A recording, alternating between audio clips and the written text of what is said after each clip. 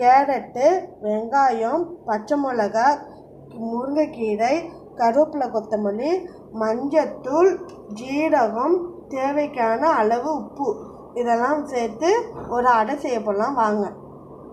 இப்போ இது எல்லாத்தையும் போட்டு பெசரிக்கலாம். நல்லா இந்த மாதிரி நல்லா அந்த வெங்காயம் எல்லாமே அதில் ஈரப்பதமாக இருக்கும். அதில் நல்லா பிசைஞ்சிக்கணும்.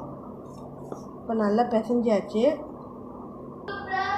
இது வர சுடு தண்ணியில் நல்லா ஊற்றி கிளறிக்கலாம். நல்லா பாருங்க, சுடு தண்ணிங்கிறனால நான் கரண்டியில் கிளறிக்கிறேன். இப்போ இந்த பதத்துக்கு நம்ம நல்லா பிசைஞ்சு வச்சுக்கணும். இங்கே பாருங்கள், நல்லா உருட்டுறதுக்கு நல்லா வருது. இங்கே பாருங்கள்.